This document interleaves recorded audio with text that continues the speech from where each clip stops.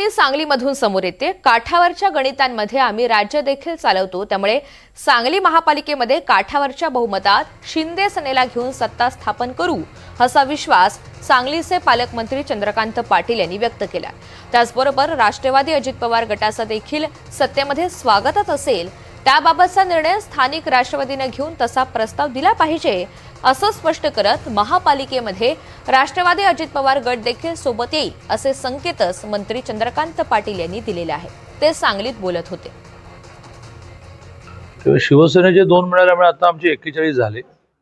40लाच महापौर होतो, त्यामुळे एक जास्त आहे।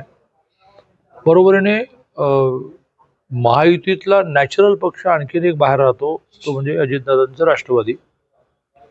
तर त्यांना बरोबर घेणं या विषयामध्ये मुळात लोकल राष्ट्रवादीच्या आलेल्या 16 जणांनी निर्णय करायला लागेल।